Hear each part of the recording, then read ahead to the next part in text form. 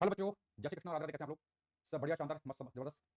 Hello दीपक, अनिकेत, विकास, प्रीतम, संदीप, गगन, ध्रुव, कैसे आप लोग? दीपांशु, समीर, मनीषा, नाव्या, गगन, प्रमोद, विकास, गुड गुड गुड, रचित रचित, प्रणव, शुभम, समीर, सुमित, तनुज, सनी कुमार, अभिषेक, चिराग गुप्ता जी, कैसे आप लोग? सब बढ़िया बढ़िया। चलिए चलिए, तो पिछली क्लास में क्या मैंने कुछ होमवर्क दिया था आप लोगों को? हाँ जी, क्या होमवर्क था क्या? आई थिंक होमवर्क शायद नहीं था, है ना? हम्म, तो यहाँ पर हमने एक कोनिकल पेंडुलम किया था ना, ये किया था ना, कोनिकल पेंडुलम कर दिया था लोगों ने। इसके अलावा क्या ये कर दिया था, ठीक है। चलिए ये हो गया था। हाँ जी, अब हम बात करेंगे यहाँ पर नेक्स्ट इंपॉर्टेंट कॉन्सेप्ट के बारे में है, और वो है मौत का कुआं।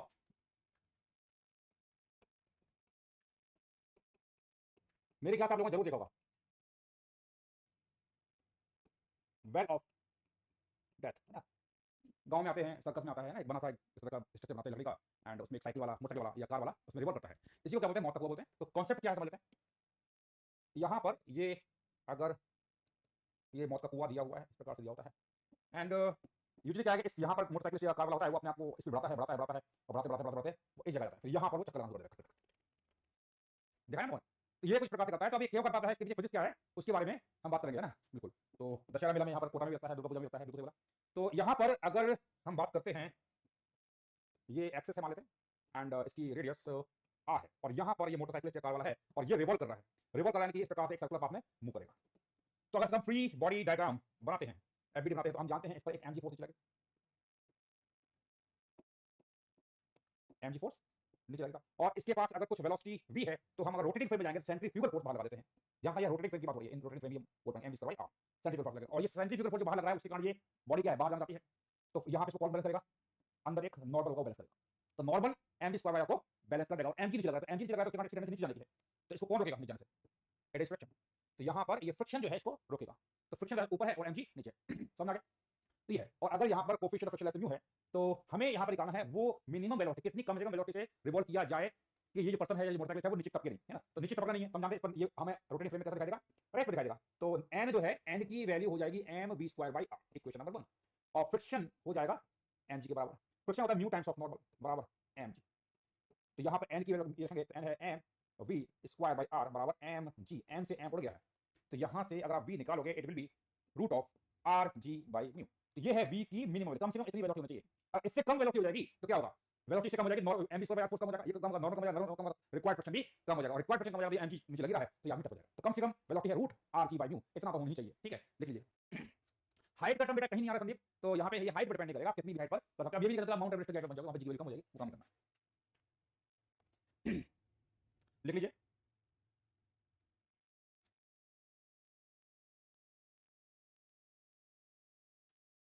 डन हो गया भाई? चलिए,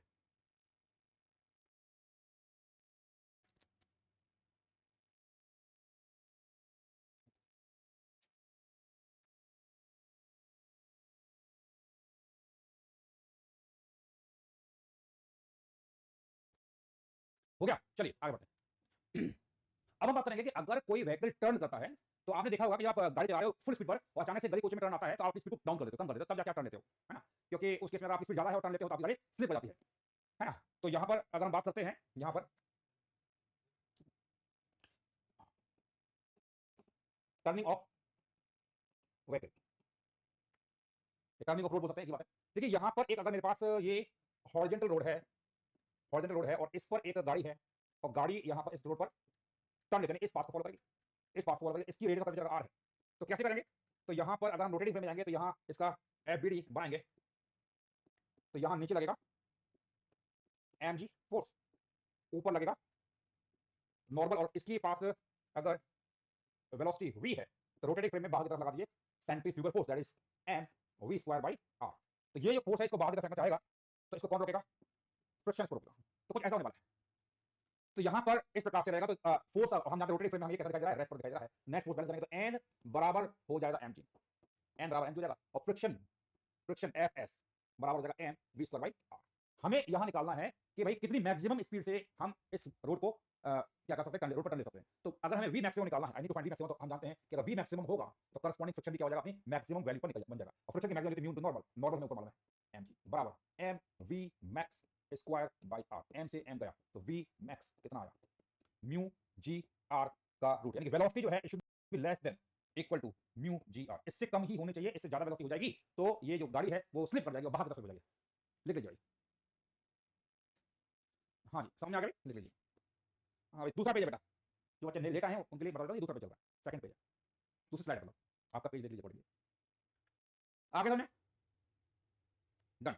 चलिए अब ये तो हमने बात कर लिया कि आप अपने घर से किसी गली में दूसरी गली में जाते हैं, मुड़ते हैं, तो आपको अपनी स्पीड क्या करनी पड़ेगी, कम करनी पड़ेगी, आपकी speed root of mu G R से कम ही होनी चाहिए। अगर आपकी स्पीड से ज्यादा हो जाएगी तो आपकी गाड़ी जो है स्किड हो जाएगी, स्लिप हो जाएगी।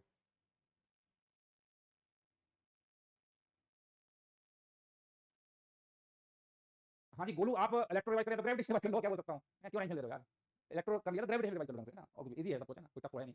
समझ आ गया भाई। अब हम बात करेंगे, ये तो हमने गली कुचों की बात भाई, लेकिन हम हाईवे पे जाते हैं, हाईवे पे जाते कुछ भी याद नहीं रखना बेटा, कितना याद रखोगे, आपको बेसिक कॉन्सेप्ट आना चाहिए, how we are doing it, है ना, वो एवरीडे बनाना है, न्यूट्रल लगाना है, खत्म, इससे ज्यादा कुछ नहीं करना।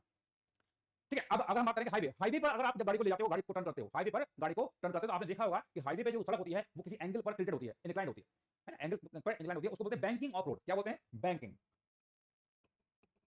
Of road, banking of road. तो बैंकिंग ऑफ रोड है क्या समझते हैं, तो यहां पर ये आपकी कोई सड़क है जो कि इंक्लाइंड है एट सम एंगल थीटा, और इस पर व्हीकल जो है वो टर्न लेना चाहती है, इस प्रकार से ये व्हीकल मान लेते हैं, और ये इस प्रकार से टर्न लेना चाहती है। तो कॉन्सेप्ट वही रहेगा। अभी हाल फिलहाल में मैं यहाँ पे सरफेस क्या मान रहा हूँ, स्मूथ मान रहा हूँ, कोई सरफेस यहाँ पर रफ नहीं है, रफ नहीं है, तो इसका हम अगर एफबीडी बनाएंगे तो एमजी फोर्स नीचे लगेगा और नॉर्मल यहाँ लगेगा। एंड अगर मैं रोटेटिंग फ्रेम में जाऊंगा, रोटेटिंग फ्रेम में जाऊंगा तो यहाँ पर हमें एक सूडो फोर्स भी लगाना पड़ेगा, सेंट्रीफ्यूगल फोर्स बाहर लगेगा। अगर इसकी स्पीड v है, स्पीड v है, तो बाहर सेंट्रीफ्यूगल फोर्स हो जाएगा कितना, m we square by r, नीचे कितना है एम जी, और ये एन है। रोटेटिंग फ्रेम में मुझे गाड़ी कैसे दिखाई देगी, गाड़ी मुझे रेस्ट पर दिखाई देगी, गाड़ी जो है एरिया रेस्ट है, गाड़ी अपना रेस्ट पर है, गाड़ी रेस्ट पर है इन रोटेटिंग फ्रेम, है ना। अच्छा अब यहाँ पर अगर हम बात करते हैं फोर्स बैलेंस, रेस्ट पर नेट फोर्स, एम जी का एक कंपोनेंट अलग नीचे और एक इधर आएगा, ऐसे ही M we square by R का एक कंपोनेंट ऊपर की तरफ और एक इधर आएगा। तो यहाँ पर हम ये बोल सकते हैं कि m g, sorry, m g का इधर कंपोनेंट आएगा एम जी कॉस थीटा, और इधर आएगा एम जी sin थीटा, क्योंकि ये एंगल थीटा है तो ये भी थीटा है, और ये थीटा है तो ये भी थीटा है, तो एम वी स्क्वायर बाय आता है ऊपर m we square by r cos theta, इधर आएगा m we square by r sin theta. समझ आ गया। तो ये है, और अगर ये यहाँ पर रोटेटिंग फ्रेम में रुकी हुई रेस्ट पर है तो नीचे की तरफ फोर्स एम जो इसको नीचे ले जाना चाहता है, और इसको ऊपर से force m we square cos theta वो इसको बैलेंस कर रहा है, यानी कि जब आपका ऊपर वाला फोर्स यानी m we square by r cos theta m g sin theta को बैलेंस कर लेगा, अपना काम बन जाएगा, है ना, अपना काम बन जाएगा। तो यहाँ एम से एम गया तो वी निकालेंगे, it is r g tan theta का रूट, यहाँ पर समझ आ गया, लिख लीजिए। फिर r is the radius of curvature, radius of curvature क्या लेना, आर को रेडियस ऑफ कर्वेचर लेना, ठीक है भाई, लिख लीजिए। चलिए डन डन डन। हाँ आप चाहो तो नॉर्मल के कंपोनेंट करके करिए, या ऐसे करिए, कैसे करिए आंसर सेम आएगा, है ना। यहाँ पर मैंने जब ये बैंकिंग ऑर्डर की बात की है तो मैंने यहाँ पे सरफेस को स्मूथ बना हुआ है, जब स्मूथ सरफेस बना है तब हम बात कर रहे हैं, ठीक है, डन डन डन। चलिए ये हो गया। चलिए अब हम जाने प्रैक्टिकल लाइफ में जो सड़क होती है उसमें फ्रिक्शन होता है ना, ये तो मैं स्मूथ सरफेस मानते हुए सॉल्व कर लिया है। अब हम बात करेंगे अगर यहाँ पर फ्रिक्शन है, अगर यहाँ पर फ्रिक्शन है तो क्या होगा। देखिए अगर ये हमारे पास ये सड़क दे रखी है और इस पर गाड़ी है और ये गाड़ी टर्न लेना चाहती है, गाड़ी टर्न लेना चाहती है इस प्रकार से, तो अब यहाँ पे सरफेस मान लो रफ नहीं, रफ है, म्यू कोफिशिएंट दिया हुआ है, तो अब अगेन अगर मैं इसका एफबीडी बनाता हूँ तो वही एम जी लगेगा ही लगेगा, नॉर्मल लगेगा ही लगेगा, रोटेटिंग फ्रेम में भाग का सपोर्ट लगेगा लगेगा, नीचे लग रहा है एम जी, ए है M we square by r, ऊपर लगेगा नॉर्मल। अगेन इसके कंपोनेंट्स को हम लेंगे तो इसका कंपोनेंट एम जी का इधर आएगा जाएगा, हमको सही है, ये भी नीचे आएगा जाएगा, ये तो हम ऑलरेडी अभी कर चुके हैं, ऊपर आएगा, ये इधर आएगा, है ना, एंड ये एंगल हमारा थीटा है तो ये भी थीटा आएगा, ऊपर आएगा m we square by r cos theta, और यहाँ आएगा m we square by r sin theta, और ये एंगल हम जानते हैं थीटा है, थीटा बराबर एम जी cos थीटा, और यहाँ आएगा एम जी sin थीटा। अब देखिए अब यहाँ पर जब हम बात करते हैं कि गाड़ी को टर्न लेना है तो यहाँ दो केस बनेंगे, एक हुआ कि मिनिमम वेलोसिटी है उससे टर्न लेना, एक होगा मैक्सिमम वेलोसिटी। तो अगर मुझे निकालना है मिनिमम वेलोसिटी जिससे गाड़ी को हमें क्या करना है, गाड़ी को यहाँ पे टर्न लेना है, ऐसा इंक्लाइन रोड पर या बैंड रोड पर टर्न लेना है, तो मिनिमम वेलोसिटी क्या होगी समझते हैं। तो क्वेश्चन लेकर क्वेश्चन है फाइंड आउट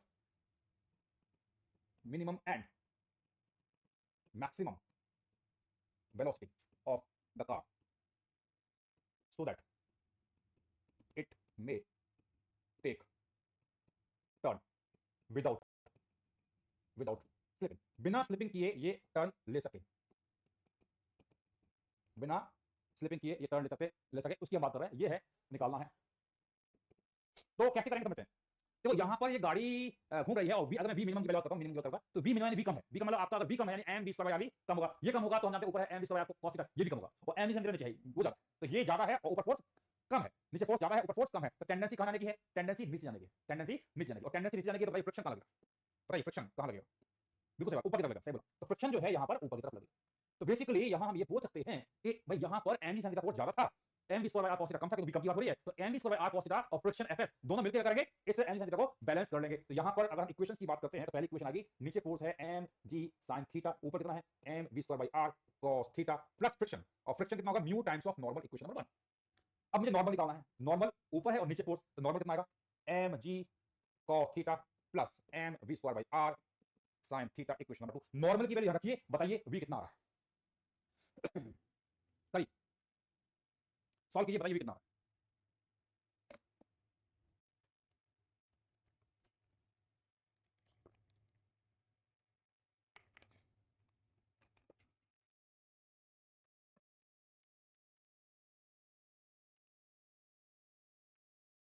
चौथी स्लाइड है, हमारा काम इतना ही रह गया है बताने के लिए, आप आराम से आइए, आप लोग तो क्या कहते हैं हमारे देश के प्रधानमंत्री हैं, राष्ट्रपति हैं, कभी भी आ सकते हैं, है ना, बड़े बड़े लोग होते हैं, कभी भी क्लास आ सकते हैं। हमारा काम हम दुख प्राणी बताते रहेंगे, भाई चौथी स्लाइड है, 5 गिनेंगे, 1 1 2 3 4 5 गिनते रहेंगे, हमारा काम इतना ही रह गया है, स्लाइड गिनो, बताओ इनको। हाँ भाई समझ आ गया, हाँ भाई हो गया, बस आपको डन लिखना है, आपको आंसर टाइप करने की कोई जरूरत नहीं है, बस आपका आंसर आ गया तो बस लिख देना है। तो क्या करेंगे यहाँ पे वैल्यू रखेंगे, तो एम जी साइन थीटा बराबर m we square by r cos theta plus mu into normal m g cos theta plus m we square by r sine theta. तो सॉल्व करेंगे तो v आएगा root of are g m तो कैसे हो जाएगा, M यहाँ चला गया, एम बता दो r g sine theta minus mu cos theta divided by cos theta plus mu sine theta. Check करो वेरीफाई कर लो, ये है v की मिनिमम वैल्यू, ये है v की मिनिमम वैल्यू, समझ में भी कोई दिक्कत, ये है मिनिमम वैल्यू, समझना, यानी अगर वैल्यू इससे भी कम हो जाएगी, इससे भी कम हो जाएगी, तो ये गाड़ी जो है क्या होगी, नीचे की तरफ हो जाएगी, गाड़ी क्या है नीचे की तरफ हो जाएगी। यूजुअली आपका जो हाईवे होते हैं वहां पर मिनिमम का कोई क्या कहते हैं, अच्छा जी कोई बात नहीं, हाँ तो यहाँ पर क्या है कि आपको क्या कहते हैं, क्या बोल रहे हैं, हाँ तो यूजुअली जो हाईवे डिजाइन होते हैं उनका क्या कहते हैं, उनमें मिनिमम स्पीड उतनी इंपॉर्टेंट नहीं होती, मैक्सिमम स्पीड इंपॉर्टेंट होती है ना, तो भाई हमने एक कैलकुलेशन कर ली, बात है। तो अगर यहाँ पर समझना स्पीड इससे भी कम हो जाएगी तो गाड़ी नीचे स्लिप करेगी। अच्छा अगर मैं स्पीड को v मिनट से बढ़ाता हूँ तो v मिनट बढ़ेगा तो आपका ऊपर m we square cos theta ऊपर जाएगा। मैंने एग्जांपल लेते हैं, मान लो कि एम वी sin थीटा मान लो 100 न्यूटन एग्जांपल है ना, ये 100 है और आपका जो m we square cos theta ऊपर 50 न्यूटन है और ये 100 है, ये 50 है तो फ्रिक्शन कितना होगा 50 हो जाएगा। ठीक है, अब मान लो मैंने स्पीड बढ़ाएंगे तो ऊपर जो m we square cos theta होगा बढ़ेगा, तो 50 से अगर 60 हो गया, 50 से ये 60 हो गया तो फ्रिक्शन क्या करेगा, अपने आप को कम कर लेगा, तो फ्रिक्शन लगता है जितने की जरूरत होती है, ये 60 कितना होगा 40 हो जाएगा। फिर मैंने इसको मान लो बढ़ाया 60 70 कर लिया तो ये कितना हो जाएगा 30 हो जाएगा, इसको और बढ़ाया 80 कर लिया ये 20, इसको बढ़ाया 90 किया ये 10, इसको और बढ़ाया 100 कर लिया। तो अगर यहाँ पर m we square cos theta की वैल्यू 100 हो जाती है और ये 100 है तो मतलब क्या हुआ, उस केस में हमें मालूम है friction is not required, friction में जरूरत नहीं होगी, समझ आ गया। और उसके बाद अगर मान लो मैं इस वेलोसिटी को बढ़ाता हूं, मान लो M we square cos theta की वैल्यू 110 हो जाती है, 100 हो जाती है और नीचे कितना 100, अब इसकी टेंडेंसी कहां है, ऊपर जाएगी, और टेंडेंसी ऊपर है तो फ्रिक्शन लगेगा नीचे लगेगा, कितना लगेगा 10 लगेगा। फिर मैं और बढ़ाऊंगा, मान लो 120 कर दिया तो नीचे लगेगा 20, 130 कर दिया नीचे लगेगा 30, 140 कर दिया नीचे लगेगा 40, 150 कर दिया नीचे लगेगा 50, और उसके बाद अगर मैं वैल्यू को और बढ़ाऊंगा तो ये गाड़ी क्या करेगी, ऊपर की तरफ स्लिप कर जाएगी। समझ आ गया भाई, this point clear, this point clear, ठीक है। ये ध्यान रखना, अगर मैक्सिमम वेलोसिटी की बात करेंगे तो इस केस में इस गाड़ी की टेंडेंसी कहां जाने की होगी, ऊपर जाने की होगी, और ऊपर जाने की होगी तो फ्रिक्शन लगेगा नीचे लगेगा, ठीक है। और उसको बैलेंस करोगे तो आंसर आ जाएगा। अगेन अगर आपने फ्रिक्शन का कुछ याद आ रहा हो तो मिनिमम की कैलकुलेशन आप कर चुके हो तो मैक्सिमम की कैलकुलेशन करने की जरूरत बिल्कुल भी नहीं है, आप डायरेक्टली लिख सकते हो। कैसे, जहां म्यू आ रहा है वहां पे कर दो माइनस म्यू कर दो, replace mu by minus mu, इसलिए फॉर वी मैक्स, तो वी मैक्स है ना, तरीका मैंने आपको बता दिया। वी मैक्स के लिए आपको एबीडी बनाओगे तो फ्रिक्शन की डायरेक्शन को नीचे की तरफ लगेगी, और अगर आपको वी मिनिमम मालूम है तो you can directly right the answer R G sin theta plus mu cos theta divided by cos theta minus mu sin theta, ये लिख लीजिए।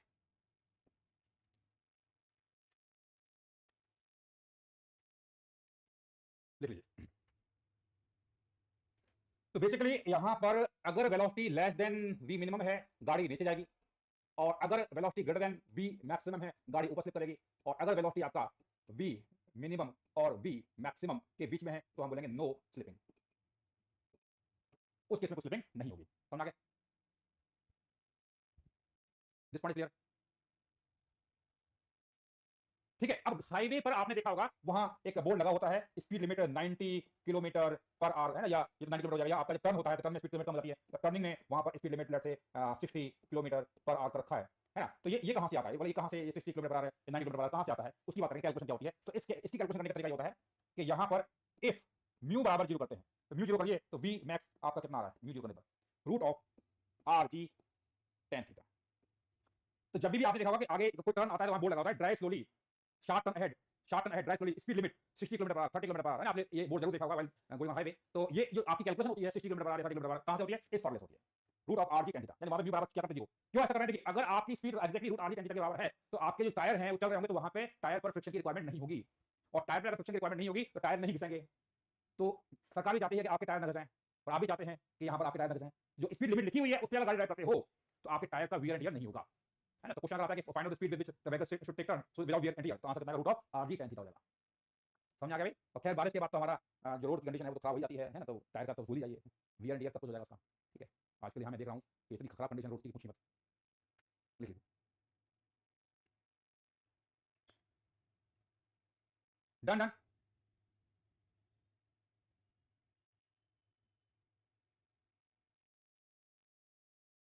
चलिए अब हम बात करेंगे यहाँ पर हमारा जो वेट है उस पर अर्थ के रोटेशन का क्या इफेक्ट पड़ेगा। इफेक्ट ऑफ रोटेशन, इनफैक्ट ये तो बात हो ग्रेविटेशन में ना। हाँ पढ़ा चुका हूँ, लीव इट, हाँ बता चुका, हाँ पढ़ चुके हैं। M g minus r omega m r square omega हो चुका है। गुड गुड गुड, बढ़िया बढ़िया बढ़िया, पढ़ चुके हैं, ग्रेविटेशन में पढ़ा चुका हूँ। गुड, अच्छी बात है।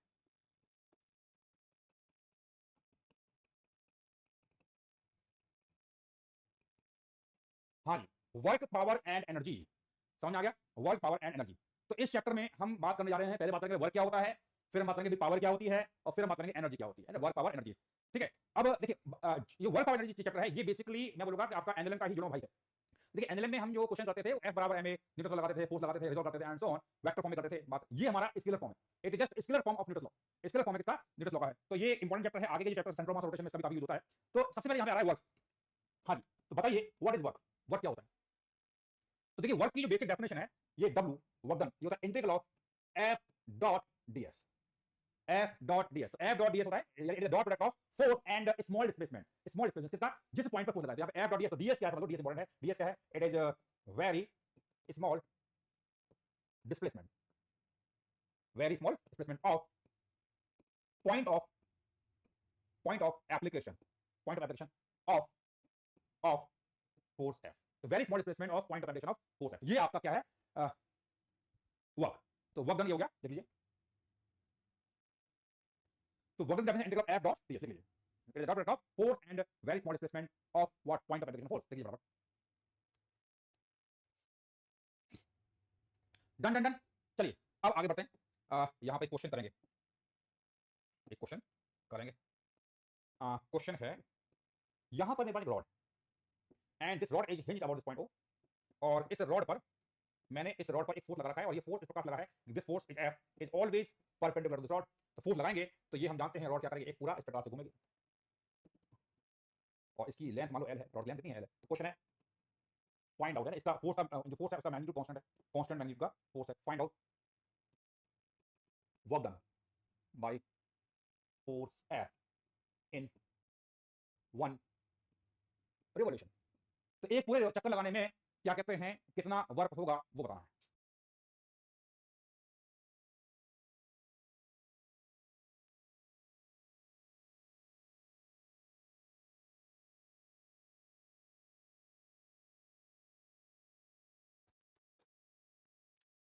समझ आ गया भाई?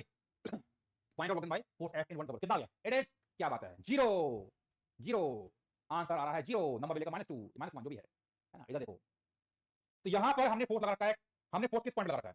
हमने फोर्स इस पॉइंट लगा, ये हमारा पॉइंट ए है, और फोर्स लगा रखा है, तो ये जब रॉड मूव करेगी तो रॉड इस डायरेक्शन में इसका स्मॉल डिस्प्लेसमेंट होगा ds, और फोर्स की डायरेक्शन उधर, ये ऊपर ही है, तो F और ds की डायरेक्शन सेम है। इवन जब रॉड क्या कहते हैं यहां कहीं पहुंच जाएगी रोटेट करते हुए, एंड जब यहां कहीं पहुंच जाएगी तो हम जानते हैं कि जो फोर्स है वो तो हमेशा रॉड के परपेंडिकुलर है, और इस केस में भी जो डिस्प्लेसमेंट है जिस पॉइंट पर वो आगे की तरफ ऊपर की तरफ होगा। ये है ds, ये ds है, ये फोर्स F है। तो फोर्स F और ds की नहीं अलग है, हाँ नहीं इलेक्ट्रो अपलोड कर दिया है, ग्रेविटेशन तो सारे लेक्चर अपलोड करना डाल दो बिल्कुल। हाँ करंट से तो अपना सब में लाइव ही हुआ, ठीक है। हाँ भाई F3 वाले बच्चों आपको चिंता मत करो, मैं बोल दिया टीम को आज वो अपलोड कर देंगे, ठीक है लेक्चर। तो ये F और ds, ठीक है, यहाँ पर हर मूवमेंट पर F और ds की डायरेक्शन क्या सेम है, तो हम जानते हैं W होता है integral of F vector dot ds। तो देखो एफ और डीएस की डायरेक्शन सेम है, तो ये हो जाएगा F into d s into cos zero cos theta है ना, F dot dot a dot a b cos theta, तो कॉस जीरो हो जाएगा, तो कॉस जीरो कितना होता है 1। अब देखो एफ का मैग्नीट्यूड कांस्टेंट इसको बाहर निकालेंगे, तो एफ बाहर आएगा, तो इंटीग्रल ऑफ डीएस, अब देखो यहाँ ऊपर एरो नहीं है, एरो गायब हो चुका है, यहाँ एरो गायब हो चुका है, तो यानी यहाँ पर ये डीएस ये डीएस ये डीएस डीएस डीएस लिमिट जाएगी 0 से 2 पाई एल, तो वर्क डन आपका आएगा F into 2 pi L, that is answer. समझ में आ गया? दिस पॉइंट इज क्लियर, लिख लीजिए।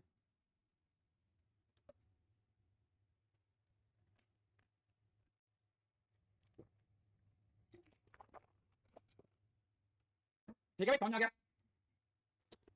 चलिए, तो ये है हमारा बेसिक कॉन्सेप्ट। तो अब हम यहां पर बात करेंगे कि अगर कोई फोर्स कांस्टेंट है तो कांस्टेंट फोर्स का वर्क डन कैसे निकालते हैं, तो यहां पर हम बात करने जा रहे हैं work done bye a constant force. देखिए मैं बोल रहा हूं एक फोर्स कांस्टेंट है, यानी कि एफ वेक्टर कांस्टेंट है, मतलब अगर ये कांस्टेंट है मतलब क्या हुआ, इसका मतलब ये हुआ कि इसका मैग्नीट्यूड भी कांस्टेंट होगा और डायरेक्शन भी कांस्टेंट। ऐसा फोर्स जिसका मैग्नीट्यूड भी कांस्टेंट है और डायरेक्शन भी कांस्टेंट है, ऐसे ही फोर्स को हम क्या बोलते हैं, कांस्टेंट फोर्स बोलते हैं। तो वर्क डन निकालना है तो डब्ल्यू फार्मूला हम जानते हैं, integral of F vector dot DS DS vector. तो एफ वेक्टर कांस्टेंट है तो हम इसको क्या करेंगे, इंटीग्रेशन से बाहर हटा देंगे, तो डब्ल्यू हो जाएगा एफ वेक्टर बाहर पहुंच गया dot integral of DS vector. अब देखिए यहां अब अंदर जो है इंटीग्रल ऑफ डीएस वेक्टर है, क्या है वेक्टर है, तो अब यहां पर समझते हैं कि अगर मान लो ये कोई पार्टिकल है और इस पर मैंने आगे की तरफ कोई फोर्स लगा रखा है, मान लो ये फोर्स है एफ जो कि कांस्टेंट है, मैग्नीट्यूड भी कांस्टेंट, डायरेक्शन भी कांस्टेंट है, और ये पार्टिकल यहां से चला और यहां पहुंच गया और यहां से यहां चला है, तो अगर मैं बात करता हूं ये एक डीएस वेक्टर, फिर ये डीएस वेक्टर, ये डीएस वेक्टर, इन सारे डीएस वेक्टर को अगर मैं जोड़ूंगा, ऐड करूंगा, तो डीएस वेक्टर यानी आपका ये वेक्टर क्वांटिटी है ना, अब इसके नहीं है, पिछले क्वेश्चन में वो स्केलर बन गया था, ये इनको ऐड करेंगे, इन सबको ऐड करेंगे तो इफेक्टिवली क्या होगा, इसको जोड़ लेते हैं, तो ये हमारा हो जाएगा एस वेक्टर, तो लिमिट जाएगी 0 से एस वेक्टर, तो हमारा वर्क डन का फार्मूला हो जाएगा F vector dot S vector, है ना। तो यहां पर एफ डॉट एस और अगर ये एंगल इनके बीच में थीटा है तो आपका वर्क डन का फार्मूला हो जाएगा F into S cos theta, ये आपका है work done bye constant force. ध्यान रखना कि इससे पहले वाले एग्जांपल में यहां पर भी मैंने एफ कांस्टेंट लिखा था, तो क्या ये फोर्स कांस्टेंट फोर्स है? नो, ये कांस्टेंट नहीं, क्यों? क्योंकि यहां मैग्नीट्यूड कांस्टेंट पर डायरेक्शन लगातार क्या हो रही है, चेंज हो रही है, डायरेक्शन चेंज हो रही है, इसलिए यहां पर ये फोर्स जो है कांस्टेंट नहीं है। समझ आ गया? तो कांस्टेंट फोर्स तभी माना जाएगा जब उसका मैग्नीट्यूड भी कांस्टेंट होगा और डायरेक्शन भी कांस्टेंट होगा। लिख लीजिए।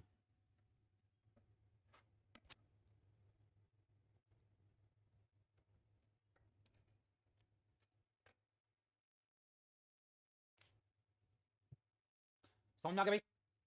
हाँ जी, 15 अगस्त की तो छुट्टी होती है, आप जानते ही हैं, नेशनल हॉलिडे होती है ना, पूछने वाली बात है नहीं, है ना। बाकी 16 तारीख का आप देखते हैं क्या होगा, है ना, मुझे भी इसके बारे में आइडिया नहीं है। लिख लिया? ये है, तो बेसिकली यहां पर ये हमने बात कर लिया है work done bye a constant force. अच्छा, अब इसका मतलब ये हुआ कि यहां पर समझना कि अगर अगर मैं कहता हूं ये कोई पार्टिकल है और ये कोई पार्टिकल है और इस पर मैंने इधर फोर्स लगा रखा है, ये फोर्स है और ये पार्टिकल इस डायरेक्शन में डिस्प्लेस हुआ और इनके बीच का एंगल थीटा है, तो फोर्स का एक कंपोनेंट आएगा डिस्प्लेसमेंट डायरेक्शन में और एक आएगा उसके परपेंडिकुलर। तो यहाँ अलोंग जो आएगा वो है एफ कॉस थीटा और ऊपर आ रहा है एफ साइन थीटा। तो जो एफ साइन थीटा है वो डिस्प्लेसमेंट के परपेंडिकुलर है, तो अगर एफ साइन थीटा जो है डिस्प्लेसमेंट के परपेंडिकुलर है तो इसके कारण कोई वर्क नहीं होगा, केवल किसका होगा, एफ, यानी वो फोर्स का कंपोनेंट जो डिस्प्लेसमेंट के डायरेक्शन में है, यानी कि यहाँ पर हम w बराबर लिखा था, एफ को लिखूंगा मैं F cos theta into s, F cos theta equal to F cos theta क्या है, ये आपका है component of force which is what along the direction of displacement. तो एफ cos थीटा हमारा क्या component of force along the direction of displacement, इसको ऐसे लिख सकते हैं, तो है ना, तो जिस डायरेक्शन में डिस्प्लेसमेंट उस डायरेक्शन में फोर्स है, तो ये है आपका component of force along displacement, along displacement, ठीक है, ये है। या आप चाहो तो उसको उल्टा कर सकते हो, जैसे अगर मैं कहता हूं कि यहां पर आपने यहां पर लगाया था फोर्स एफ और ये पार्टिकल डिस्प्लेस का हुआ आगे हुआ था, तो आप एस का डिस्प्लेसमेंट फोर्स के अलोंग ले सकते हो और इसके परपेंडिकुलर ले सकते हो, एक ही बात है, ये एंगल थीटा है, तो एस का कंपोनेंट ऊपर जाएगा एस cos थीटा और इधर जाएगा एस sin थीटा, केवल इसके कारण वर्क होगा, इसके कारण वर्क नहीं होगा। w को हम लिख सकते हैं f into s cos theta, तो what is cos theta, this is the component of displacement along force, तो ये आप लिख लेना यहां पर component of displacement in the direction of force, ठीक है, एक ही बात लिख सकते हैं, लिख लीजिए, तो ये बेसिक कांसेप्ट है, लिख लीजिए।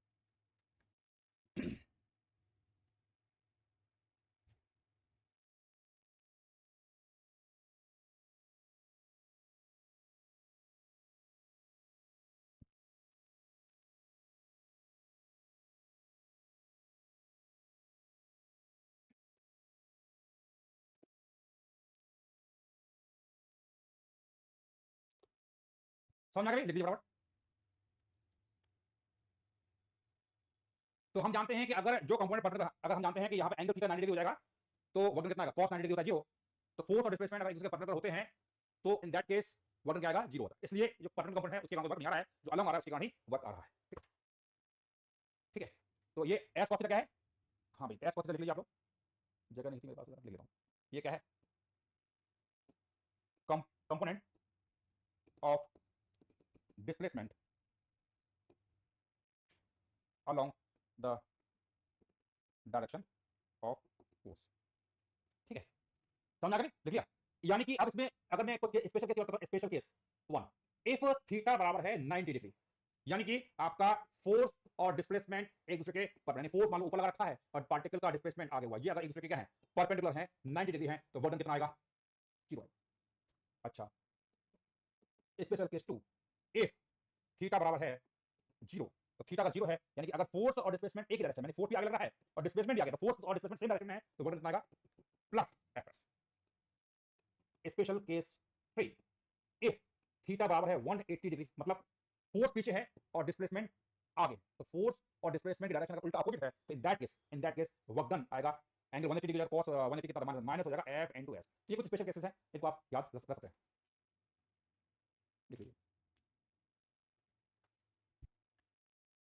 ठीक है, समझ आ गया, डन डन डन।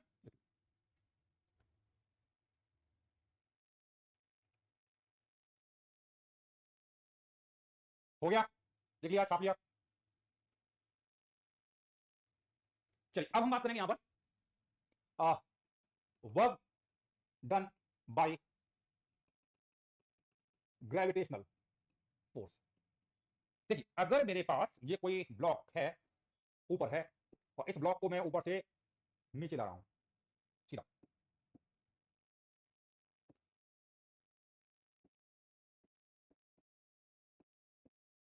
ये तो ये यहां पर ब्लॉक है, इसका हम जानते हैं mg फोर्स नीचे लगेगा, ये आपका इनिशियल पॉइंट है और ये हमारा फाइनल पॉइंट है।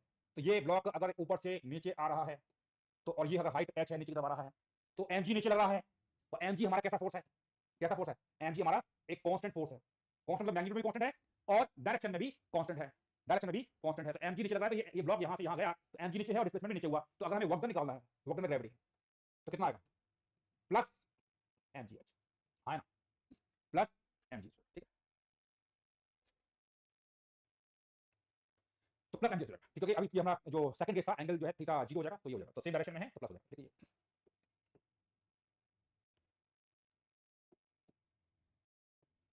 यहाँ लेते हैं। और अगर मैं कहता हूं, अगर मैं कहता हूं कि अगर ये ब्लॉक नीचे से ऊपर जा रहा है,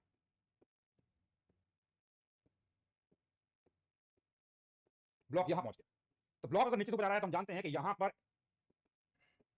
mg नीचे लगा है और ये हाइट है h, ये है इनिशियल पोजीशन और ये हमारा है फाइनल पोजीशन। तो mg नीचे है और जहां ऊपर है, mg नीचे जा रहा है, तो वर्क कितना आएगा, माइनस mgh, डिस्प्लेसमेंट ऊपर हुआ है और जा रहे हो नीचे, समझ आ गया। तो ये है, तो माइनस mg, ये है ग्रेविटी, तो ये है ग्रेविटी का वर्क। तो अगर ऊपर से नीचे जा रहे हो तो प्लस हो जाएगा, नीचे से ऊपर जा रहे हो माइनस होगा। एक चीज मैं बताना भूल गया यहाँ पर कि कांस्टेंट फोर्स का जो वर्क डन आया था, ये वाला, ये आपका ये इनिशियल पॉइंट है और ये हमारा क्या है, फाइनल पॉइंट है। तो ये आपका पाथ पर डिपेंड नहीं करता है, कांस्टेंट फोर्स का जो वर्क होता है वो पाथ पर डिपेंड नहीं करता है। तो वर्क डन बाय, लिख लेना, constant force is independent of path, path पर डिपेंड नहीं करता है। ठीक है, लिख लिया ये। तो ऐसे ही यहां पर हम जानते हैं कि जब मैं ग्रेविटी की बात करता हूं, तो ग्रेविटी ग्रेविटी फोर्स क्या, कांस्टेंट फोर्स है, और कांस्टेंट है तो इसका वर्क डन भी पाथ पर डिपेंड नहीं करेगा। मतलब अगर आप इस पाथ के अलोंग जाइए या आप इस पाथ के अलोंग जाइए, वर्क डन क्या आएगा, सेम आएगा, वर्क डन क्या आएगा, सेम आएगा। आपको बस इनिशियल पॉइंट करना है और फाइनल, यानी इस पाथ के अलोंग जाइए या आप इस पाथ के अलोंग जाइए, सॉरी उल्टा हो जाएगा, ऊपर जा रहा है, तो इसका जो वर्क डन है वो पाथ पर डिपेंड नहीं करेगा। इतना नोट कर लीजिए आप लोग, समझ आ गए, लिख लीजिए, डन।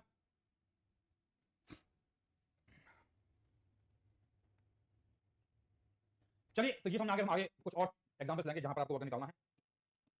ये एक इंक्लाइंड प्लेन है एंड यहां पर एक ब्लॉक है, ये ब्लॉक रखा हुआ है और ये ब्लॉक यहां से स्लाइड करते हुए नीचे जाता है, ये इसकी हाइट है h और ये बेस लेंथ है l, इसका मास m है। Find out work done by gravitational force, लिख लीजिए।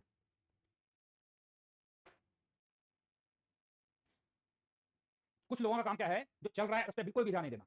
मैं सोच रहा हूँ मैं अपना कंट्रोल कर रहा हूँ कि ना बोलूँ ना बोलूँ, लेकिन कुछ लोगों ने कसम खा रखी है कि भैया मैं बोलिए, है ना, बस जो चल रहा है उस पर ध्यान मत देना, बस स्पैमिंग करते रहो। रौनक पाल जी अब आगे से स्पैमिंग मत करो भाई, तुम्हारे कमेंट में देख लिया बेटा, बहुत अच्छे लिखिए ना, स्पैमिंग मत करो। जो पढ़ाया जा रहा है उस पर ध्यान है नहीं, अपनी ज्ञान दिखाते हो कि हमें बहुत बड़ा ज्ञान हो गया। आगे आंसर कितना आ रहा है? हाँ भाई, तो कैसे करेंगे? देखिए इसमें फंडा ये है कि अगर इस mg जो फोर्स लग रहा है वो लग रहा है नीचे लग रहा है mg, और ये पार्टिकल है, ये डिस्प्लेसमेंट है, ये s, तो डिस्प्लेसमेंट नीचे की तरफ हुआ। अगर ये एंगल मैंने थीटा मान लिया तो mg का एक कंपोनेंट आएगा डिस्प्लेसमेंट के अलोंग और एक आएगा परपेंडिकुलर, तो ये एंगल थीटा हम जानते हैं, एंगल भी थीटा है। इधर कितना आएगा? mg sin थीटा, और इधर आएगा mg cos थीटा। हम जानते हैं mg cos थीटा जो है डिस्प्लेसमेंट के परपेंडिकुलर है, तो mg cos थीटा डिस्प्लेसमेंट के परपेंडिकुलर है, यानी कि वो वर्क करेगा नहीं, और mg sin थीटा डिस्प्लेसमेंट के अलोंग है, तो वर्क डन जो आएगा ग्रेविटी का, it will B mg sin theta into displacement s।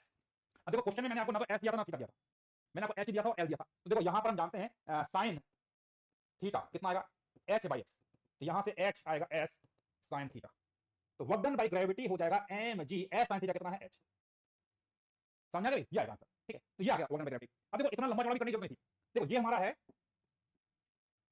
Initial point और ये हमारा है फाइनल पॉइंट।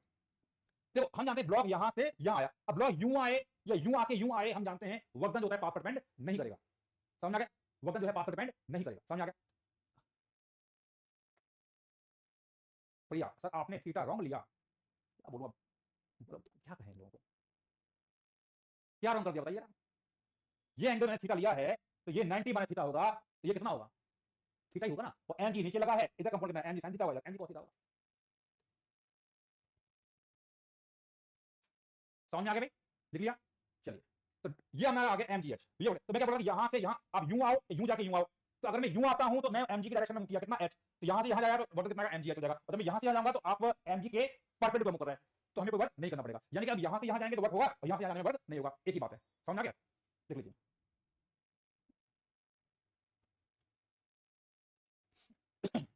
डन। चलिए एक और क्वेश्चन करेंगे यहाँ पर,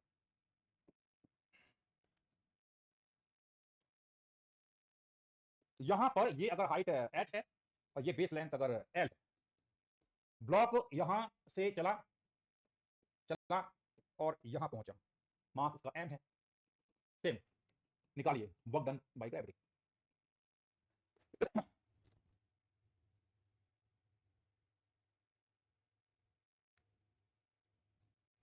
आ गया बिल्कुल सही, तो वर्क डन बाय ग्रेविटी कितना आएगा यहां पर, समझ में आ रहा है? इट इज प्लस mgh, यानी कि यहां से यहां जाओ या यूं जाओ, बात एक ही, तो हम जानते हैं कांस्टेंट फोर्स है, mg कांस्टेंट फोर्स है, इसका वर्क पावर डिपेंड नहीं करता है। अब कुछ लोगों के अंदर कीड़ा आ रहा है कि सर अभी आपने ग्रेविटी से पढ़ाया है, हमें ज्ञान है कि जी की वैल्यू कांस्टेंट नहीं रहती है, अरे भाई साहब जी की वैल्यू कब कितना वैल्यू करेगी, अगर मैं यहां पर यहां से ब्लॉक उठा के यहां रखता हूं, यहां से यहां ले जाता हूं, 5-10 मीटर की बात हो रही है, तो क्या जी को वैल्यू करा दोगे क्या? तो जी कब वैल्यू करता है? जब मैं रेडियस ऑफ अर्थ के बराबर पढ़ा रहा हूं या r/2 पढ़ा रहा हूं, r पढ़ा रहा हूं 2 तो जी की वैल्यू क्या होती है? वैल्यू करती है। लेकिन जब मैं यहां से पहले माले से दूसरे माले जा रहा हूं कि चलो 10वें माले पे बैठे हो आप, वहां पे जा रहे हो, तो वहां पे जी की वैल्यू भाई 2 4 5 10 मीटर 100 मीटर में जी की वैल्यू वेरी नहीं करती है, जी की वैल्यू ऑलमोस्ट कांस्टेंट मानेंगे, कांस्टेंट होती है, समझ आ गया? ठीक है, लिख लीजिए वर्क कितना है प्लस mgh, लिख लीजिए। पता नहीं कॉमन सेंस की बहुत कमी हो चुकी है ना, कॉमन सेंस बहुत रेयर हो चुके हैं लोगों के अंदर, ये वो हाल है जो ड्रॉपर बच्चे हैं जो 11 कर चुके हैं, क्वेश्चन पूछते हैं समझ आता है कि भाई क्या लेवल है, ये ब्लॉक है यहां से यहां गया, ये हाइट है h1, ये हाइट है h2 और ये बेस लेंथ है, मास n, निकालिए वर्क डन बाय ग्रेविटी। अरे भाई साहब वर्क पावर चल रहा है बेटा, आर्यन क्यों फालतू में इतना, मतलब मालूम है आपके अंदर आप दिमाग वाले हो, लेकिन दिमाग कहीं और लगाओ ना, यहाँ पे चल रहा है उसमें क्यों कर रहे हो, चल रहा है उसमें क्यों दिक्कत कर रहे हो, हैं उस चक्कर में क्या यहाँ का समझ में आएगा ना वहां का समझ में आएगा, है ना, कुछ लोग पता नहीं क्या फालतू के क्वेश्चन पूछ रहे हैं, फालतू बकवास। आ गया आंसर? हाँ जी, तो यहां से ऊपर जा रहे हो तो कितना आएगा? Minus m g h two minus h one, मैं कुछ मतलब जुबान बोलने रखा ज्यादा करेगा, सारी पोल खुल जाती है, सारी पोल खुल जाती है, ऐसे लोग जुबान बंद रखते हैं ना कम से कम, ठीक है पता लीजिएगा क्या चल रहा है, लिख लीजिए। चलिए ये समझ आ गई, जिस पर ग्रेविटेशनल फोर्स का वर्क निकालना सीख लिया बहुत सिंपल है, अगर हम जानते नीचे जाएगा तो प्लस एमजी, ऊपर जाएगा माइनस एमजी, नीचे जाएगा तो प्लस एमजी, ऊपर जाएगा तो माइनस एमजी, ठीक है लिख लीजिए। चलिए अब हम बात करेंगे यहाँ पर एक बहुत इंपॉर्टेंट कॉन्सेप्ट, और वो है work done by tension force. Tension force का वर्क कितना होता है, एक एग्जांपल ले लेते हैं यहाँ पर, यहाँ पर एक ब्लॉक है, एक दूसरा ब्लॉक है, नहीं ब्लॉक एक ही होगा, हाँ दो ब्लॉक की बात है, दो ब्लॉक है and they are connected by a string like this, ये, और अगर अगर मैंने इस ब्लॉक पे कुछ आगे फोर्स लगा रखा है, हालांकि मुझे फोर्स मतलब बिल्कुल भी नहीं है, तो यहाँ कुछ टेंशन होगा, वही टेंशन लगेगा, तो यहाँ टेंशन टी, यहाँ टेंशन टी, ये मान लो ब्लॉक ए है, ये ब्लॉक बी है। तो हम जानते हैं कि यहाँ पर फोर्स लगा रखा है आगे, तो ये पूरा अरेंजमेंट क्या करेगा, आगे मूव कर जाएगा, ऐसा मूव कर जाएगा। तो ये पूरा अरेंजमेंट आगे मूव कर गया। तो हमें यहाँ पर निकालना है work done by tension force on A. तो हम जानते हैं कि ब्लॉक ए यहाँ था और ये यहाँ पहुंचा था। अगर इसका डिस्प्लेसमेंट मान लो एस हुआ है, तो क्या हम बोल सकते हैं ब्लॉक बी का भी डिस्प्लेसमेंट एस ही होगा? तो क्या कंसीडर है ना, तो दोनों ब्लॉक का डिस्प्लेसमेंट सेम ही होगा, कंस्टेंट हम जानते हैं। तो work done by tension on A, तो टेंशन का ए पे वर्क डन कितना आएगा, टी इनटू एस, है ना, टेंशन टी आगे है, डिस्प्लेसमेंट भी आगे, प्लस एस हो जाएगा। और work done by tension force on b, तो बी पे टी का आएगा पीछे और जाकर आएगा आगे, तो कितना आएगा, minus T into S, minus T into S. तो ये प्लस टी एस है, ये माइनस टी एस है, समझ आ गई? तो ये आ गया। तो अगर मैं निकालना चाहता W total, total work done by tension force, दोनों को जोड़ दो, कितना आ रहा है, जीरो, समझ आ गया? और ये थ्योरम हम लोगों ने याद कीजिए ऑलरेडी यूज की थी, कहां यूज की थी, एनएलएम में। Total work done by internal tension force क्या होता है, जीरो होता है, इंटरनल वर्क होता है जीरो होता है। कहां किया था हम लोगों ने, constraint equation, virtual work method, है ना, वही है। तो ये कॉन्सेप्ट है, तो यहां पे मैं इसको कर दिया, लिख लीजिए important point, total work done by internal tension force on a system is always zero, लिख लीजिए। तो इंटरनल टेंशन का टोटल वर्क डन किसी सिस्टम पर हमेशा जीरो होता है। बहुत ही इंपॉर्टेंट कॉन्सेप्ट है, आगे जब क्वेश्चन सॉल्व करेंगे ये कॉन्सेप्ट काफी काम आएगा। Done done done. Sir minus TS कैसे हुआ, वंश शुक्ला जी, क्या खतरनाक क्वेश्चन पूछा है कि माइनस टीएस कैसे हुआ। ब्लॉक बी पे टेंशन का लगा है पीछे, और ब्लॉक बी जा कहां रहा है, आगे, तो टी पीछे एस आगे, एंगल कितना हुआ, एंगल कितना हुआ, 180 डिग्री। फार्मूला क्या था, F dot S cos theta, cos 180 कितना होता है, -1। समझ आ गया? अभी मैं 3 के साथ फालतू कर दिया, नहीं करना चाहिए थे, हर बार निकालो ज्यादा अच्छा रहता है ना। समझ आ गया भाई? लिख लीजिए, इंटर लिखा पढ़ो भाई, क्या लिखा, इंटरनल टेंशन फोर्स का वर्क डन होता है जीरो। तो कह रहा है एक्स क्या होगा, लिख पढ़ा क्या, इंटरनल सिस्टम में टेंशन अगर इंटरनल है तो वर्क डन जीरो होगा। समझ आया प्रशांत सिंह राजपूत, समझ आया? इंटरनल है तो जीरो होगा, एक्सटर्नल है तो जीरो नहीं होगा। डन। चलिए अब हम बात करेंगे work done by normal force. मैं एक चीज बोलूंगा कुछ लोगों को कि आप उंगलियों को थोड़ा विराम दीजिए ना, उनको कष्ट मत दीजिए, आप दिमाग दिमाग चलाइए, उंगली मत चलाइए, तो बहुत कुछ समझ में आएगा। प्रॉब्लम क्या होती है, टाइप करेंगे हम, टाइपिस्ट बनेंगे, क्लर्क बनेंगे, इंजीनियर बनना है। कुछ लोग क्या टाइप करेंगे सीधा बार इतनी स्पेलिंग कर दो कि भैया हमारा आंसर दो, हमारा। अरे भाई साहब थोड़ा वेट करोगे, थोड़ा पेशेंस रखो, सब समझ में आता है। ये नहीं दिमाग में कुछ भी आया उठा के डाल दिया, आजकल यही है। लेकिन ऐसा मत करो, आप थोड़ा गंभीर बनिए, समझिए चल रहा है, फोकस कीजिए, तो कुछ ज्यादा समझ आए। होता क्या, कुछ लोग क्या करते हैं, बस हमारा आंसर, हमारा, हमने दिमाग में कोई डाउट आ गया फालतू का, उसका जरूर आंसर दो, है ना। जैसे अमित अमन राउत, तो सारे इंटरनल फोर्स का वर्क डन जीरो होता है। क्या मैंने ऐसा बोला, क्या मैंने ऐसा बोला? प्रॉब्लम क्या होती है कि आप अपने हिसाब से न्यूटन बन जाते हो, आप अपने हिसाब से जो चल रहा है उस पर ध्यान नहीं है। हम अपनी तरफ से इन्वेंशन करेंगे कि आपने एक स्टेटमेंट लिखवाया, मैं उसको जनरल कर दूंगा। अरे भाई साहब थोड़ा पेशेंस से सुनोगे ना तो सब समझ में आएगा।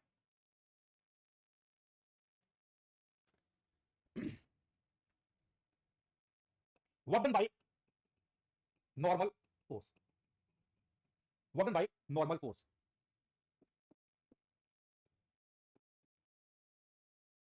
देखिए यहां पर अगर ये दो ब्लॉक है, समझना, एंड मैंने यहां इस पर फोर्स लगा रखा है, ये मान लो ब्लॉक ए है, ये ब्लॉक बी है। तो हम जानते हैं कि यहां पर ये दो ब्लॉक हैं, तो ब्लॉक ए के कारण ब्लॉक बी पे फोर्स आगे लगेगा, और ब्लॉक बी के कारण ब्लॉक ए पे फोर्स पीछे लगेगा।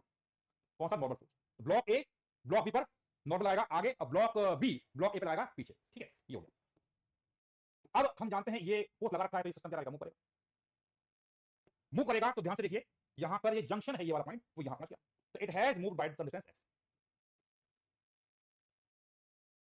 तो यहां पर वर्क डन बाय नॉर्मल अगर हम निकालते हैं बी पर, तो बी पर नॉर्मल आगे है और डिस्प्लेसमेंट भी आगे हुआ, दोनों की डायरेक्शन सेम है, तो वर्क डन क्या आएगा, प्लस एन इनटू एस, ठीक है। और वही नॉर्मल ए पे लग रहा है पीछे और जा रहे हो आगे, तो work done by normal on A, तो डिस्प्लेसमेंट आगे है, नॉर्मल पीछे है, तो अपोजिट डायरेक्शन में है, तो मतलब माइनस हो जाएगा। तो अगर मैं निकालता हूं डब्ल्यू टोटल, तो कितना आ रहा है, अगेन जीरो, और पढ़ चुके हैं internal work done by normal direction कितना होता है, जीरो होता है ना, virtual work method, wait constraint, वही कॉन्सेप्ट लिखिए। Total work done by internal normal force on a system is zero. हाँ भाई समझ आ रही है? अब जो फालतू के क्वेश्चन पूछते हैं, स्पैमिंग करते हैं, देखिए शनिदेव जी नाराज हो गए, मैंने बोल दिया है, मैसेज किया है शनिदेव जी ने कि आप पढ़ाइए, मैं बताता हूं लोगों को, ठीक है। शनिदेव है आपकी क्लास में, है ना, उनकी कृपा दृष्टि अगर गड़बड़ हो गई ना, लफड़ा हो जाएगा, इसलिए कह रहा हूं चुपचाप जो पढ़ाया जा रहा है सुनिए, समझिए, कर लीजिए फटाफट।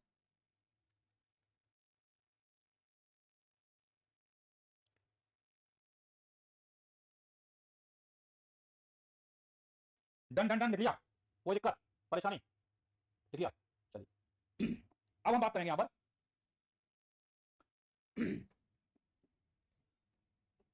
Work done by static friction force.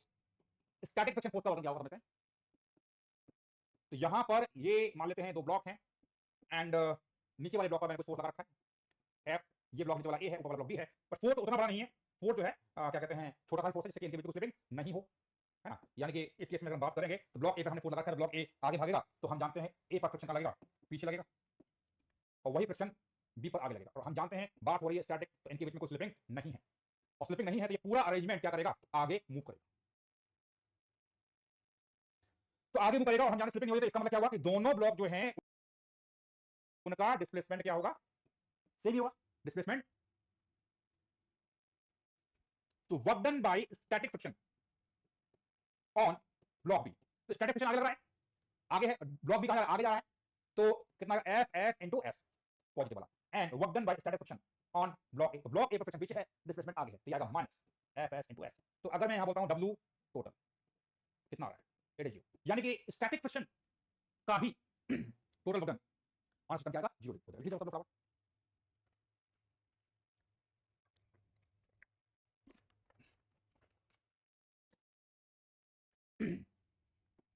हाँ लिख लीजिए, total work done by static, sorry total work done internal है ना, internal static friction force on a system is what, always zero. समझ आ गया? तो ये भी हमारा क्या है, जीरो आ गया। समझ आ गया? Done done done.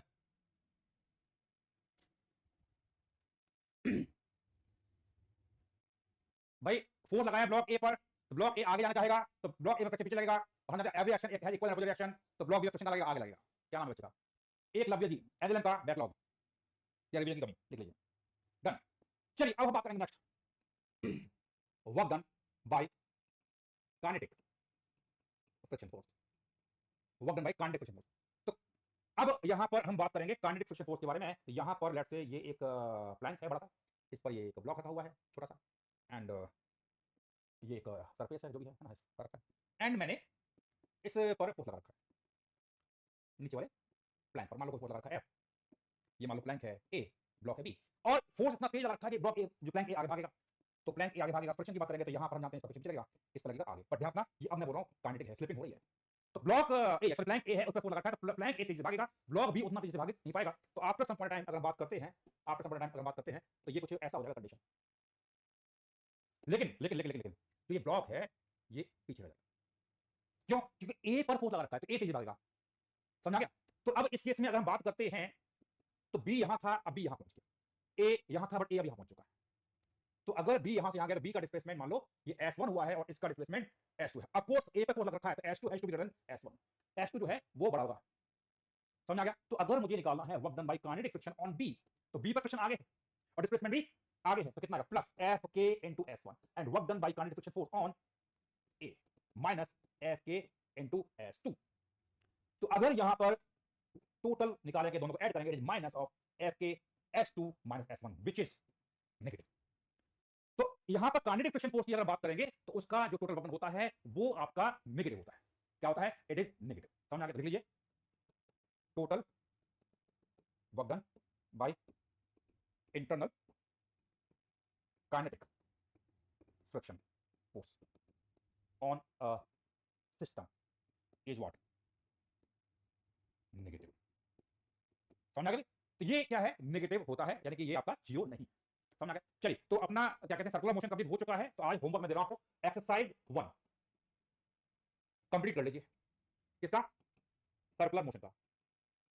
ठीक है, अगेन जैसा मैंने आपको ग्रेविटेशन के लिए बोला था वही हम रूल हमें फॉलो करेंगे। आपको ये कंप्लीट करके इसका होमवर्क सबमिट करना है, सबमिट करना है, और होमवर्क सबमिट करने के बाद आपको सबमिट करोगे तो लिखना पड़ेगा डाउट इन क्वेश्चन नंबर, आपको किन किन क्वेश्चन में डाउट है वो लिखना है।